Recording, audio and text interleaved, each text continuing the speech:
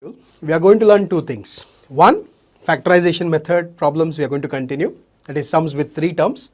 Also, we are going to do factorization sums wherein two terms are there. How to handle two terms, let us see that also. So, let us take up the first one, factorization, three terms sum. Solve the following quadratic equations by factorization method, and this is the question.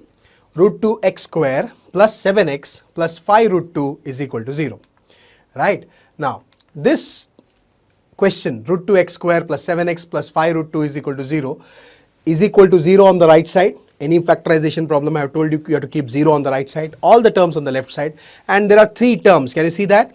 So this equation is in the standard form with three terms, and the method is factorization, means you have to split the middle term. Right? Now how to split the middle term? You have to factorize by splitting the middle term, and the procedure you all know. Take the product of the third number and the first number. The third number is 5 root 2 and the first number is root 2.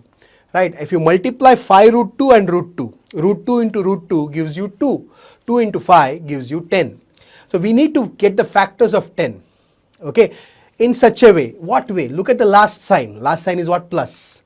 Plus means adding the two factors. Adding the two factors we should get that middle number. Middle number is 7. Get two factors of 10 in such a way that adding the two factors we should get that middle number which is 7. Right? One factor of 10, 1 into 10 is 10. But 1 and 10 if you add, will you get 7? No. So 1 and 10 cannot be the factors of this sum. Right? Because 1 plus 10 does not give you 7. The next factor of 10, 2 into 5 gives you 10. 2 and 5 if you add, will you get 7? Yes, 2 plus 5 gives you 7. So 2 and 5 are the factors for this sum. So let us take the factors as 2 and 5. Now sign has to be given to both the factors. What sign is to be given?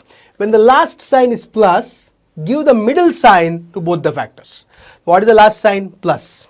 Right? So middle sign will be given to both the factors. So both the factors will get plus sign. So it will be plus 2 plus 5. So let us split that 7x and write it as plus 2x plus 5x. So what you get is root 2x square plus 2x plus 5x plus 5 root 2 is equal to 0.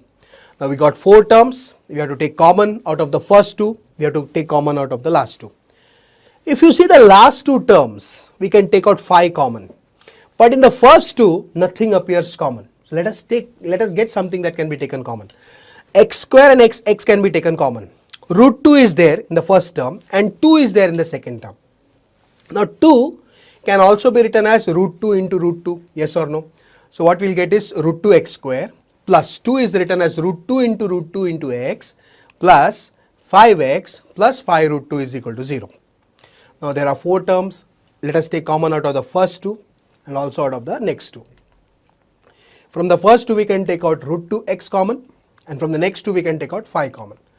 So root 2x goes out common. What stays inside the bracket is x plus root 2. From the next two terms we can take out 5 common. What stays inside the bracket is x plus root 2 is equal to 0. Now x plus root 2 goes out common. What stays inside? Root 2x plus 5 is equal to 0. The product of these two brackets is 0, means what? Either the first bracket is 0 or second bracket is 0. So what we get is x plus root 2 is equal to 0 or root 2x plus 5 is equal to 0. X is equals to minus root 2 or x is equal to minus 5 upon root 2. Write the final answer. The roots of the given quadratic equation are minus root 2 and minus 5 upon root 2. Right? So this sum gets over. Now the next one.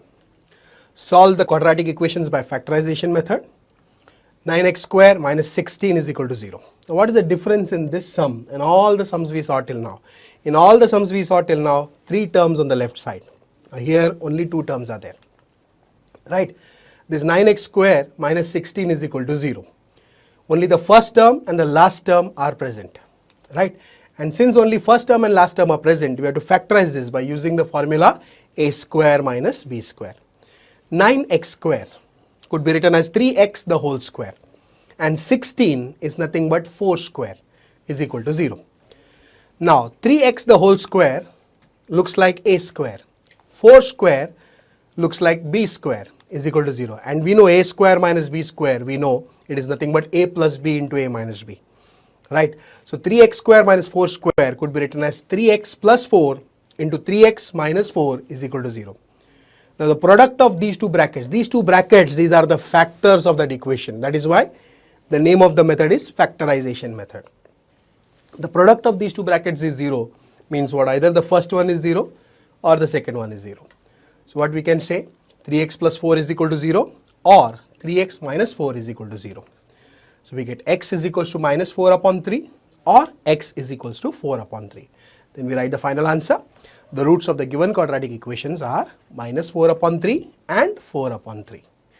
Right? Then the next one. 3x minus x square is equal to 0.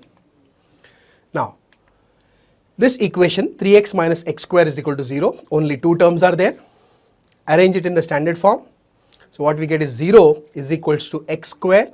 We'll keep it positive always, the first term, x square minus 3x plus 3x goes to the right as minus 3x. So we get 0 is equal to x square minus 3x. So we can write it properly as x square minus 3x is equal to 0. Right? Now only two terms are there. Only the first term and the middle term are present. Only first term and the middle term are present. So what to do? Factorize by taking common. So when the first term and last term are present, what you will do? You will factorize by using the formula a square minus b square. When first term and the middle term is present, what you will do? You will just take common and solve the sum. So when you take common, what you get? X into x minus 3 is equal to 0. So what we get is x is equals to 0 or x minus 3 is equals to 0. X is equals to 0 or x is equal to 3. Then we write the final answer. The roots of the given quadratic equations are 0 and 3. Thank you.